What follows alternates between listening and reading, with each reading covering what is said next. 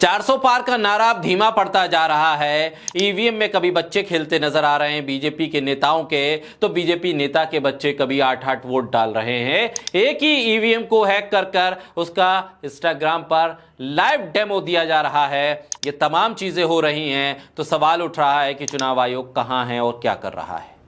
BJP नेताओं के भड़काऊ बयान, धार्मिक बयान पर कोई भी कार्रवाई नहीं होती है। दो धर्मों को लड़ाने वाले बयानों पर कोई कार्रवाई नहीं होती है। मुसलमानों को टारगेट करने वाले बयानों पर कोई कार्रवाई नहीं होती है, चाहे बयान बीजेपी के बड़े नेता ने दिया हो या छोटे नेता ने दिया हो। ऐसे में सवाल यह भी उठ रहा है कि जिस काउंटिंग के लिए तैयारी चल रही है उस काउंटिंग में गड़बड़ी ना हो जाए। कहीं ऐसा ना हो हारता हुआ खुद को देखकर काउंटिंग को भी प्रभावित करने की कोशिश कर ली जाए, क्योंकि जब नामांकन वापस करा दिए गए हों, दबाव बनाकर गाड़ी में बैठा बैठा कर, घर से उठा उठा कर और ये कहकर कि अब आपको नामांकन वापस लेना है, अपने उम्मीदवारों को निर्विरोध चुनवाने के लिए बीजेपी की तरफ से उम्मीदवारों के नामांकन वापस करने की हर ट्रिक अपनाई गई। जहां से अमित शाह लड़ रहे थे वहां पर तो 16-16 उम्मीदवारों के नामांकन वापस करवा दिए गए। ऐसे में काउंटिंग में गड़बड़ी ना हो, इसका अंदेशा, इसकी आशंका, इसका डर हर एक के दिल में। ऐसे में प्रशांत भूषण सामने आए। वरिष्ठ वकील है प्रशांत भूषण, संविधान और संवैधानिक अधिकारों को लेकर लड़ने वाले वकील है प्रशांत भूषण। उन्होंने सीधे तौर पर चेतावनी दे दी।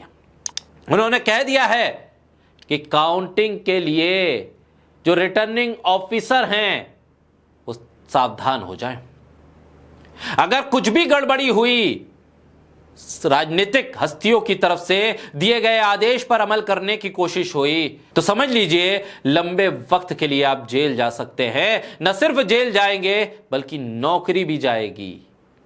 गलत चुनाव नतीजे घोषित करने पर बहुत बुरा परिणाम हो सकता है, जिसकी घोषणा प्रशांत भूषण ने ट्विटर पे कर दी है। उन्होंने कहा, बुरा परिणाम चुनाव नतीजों से छेड़छाड़ का होगा। गंभीर अपराध की श्रेणी में आता है चुनाव नतीजों से छेड़छाड़, नौकरी भी जाएगी, सजा भी मिलेगी। दरअसल प्रशांत भूषण ने एक ट्वीट करके कहा कि सभी रिटर्निंग अधिकारी जो आमतौर पर स्थानीय जिला मजिस्ट्रेट होते हैं, जिन्हें मतगणना के दौरान गलत परिणाम घोषित करने का निर्देश दिया गया है, उन्हें याद रखना चाहिए कि चुनाव परिणामों के साथ छेड़छाड़ करना एक गंभीर अपराध है, जिसके लिए वो अपनी नौकरी खो देंगे और मुकदमा भी चलेगा। दरअसल सत्ता की ताकत और 10 साल के शासन के बाद सिर्फ हम हैं और हमारे आगे विपक्ष नाकाम फेल है। इस लाइन पर चलने वाली बीजेपी के नेता छोटा चुनाव हो या बड़ा चुनाव हो, प्रशासन पर प्रभाव बनाने की कोशिश करता ही नहीं बल्कि बना भी लेता है। और प्रशासन उन्हीं के अनुसार चलता है जो हमें शुरुआत से देखने को मिल रहा है। चुनाव आयोग की वो पहली प्रेस कॉन्फ्रेंस याद कीजिए, जिसमें निष्पक्षता को लेकर बड़े बड़े बयान दिए, शेर व शायरी सुनाई, लेवल प्लेइंग फील्ड की बात कही। लेकिन हेलीकॉप्टर चेक होगा तो मल्लिकार्जुन खड़गे का होगा, राहुल गांधी का होगा, प्रधानमंत्री मोदी का हेलीकॉप्टर चेक नहीं होगा। अगर किसी बयान पर नोटिस दिया जाएगा और बयान देने से पहले ही अगर नोटिस किसी को दिया जाएगा तो राहुल गांधी को दे दिया जाएगा, मल्लिकार्जुन खड़गे को दिया जाएगा, विपक्ष के नेताओं को दिया जाएगा।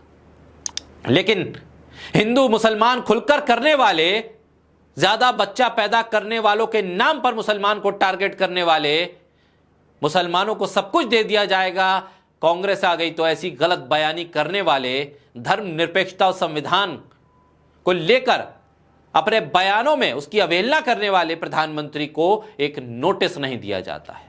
उनके खिलाफ शिकायत होती है, उस शिकायत को सुनने को तैयार नहीं चुनाव आयोग।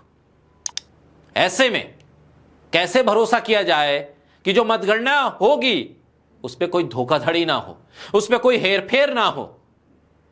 कई एग्जाम्पल आ गए ईवीएम में, जहां पर 100 मतदाता वोट पड़ गए 110, चुनाव आयोग खामोश। रायबरेली जैसी सीट पर एक एक चुनाव में 40-40 ईवीएम खराब हो जाती हैं, चुनाव आयोग खामोश है। ऐसे में प्रशांत भूषण ने साफ तौर पर यह बता दिया है कि अगर रिटर्निंग ऑफिसर के पास ऐसा कोई आदेश है कि गलत तरीके से काउंटिंग करवाइए, जीते हुए को हराइए और हारे हुए को सर्टिफिकेट दे दीजिए जीत का, तो समझ लीजिए ये आप धोखाधड़ी कर रहे हैं। ये गंभीर अपराध है जिसके लिए आप पर सजा भी होगी, आप पर मुकदमा भी चलेगा, आपकी नौकरी भी जाएगी।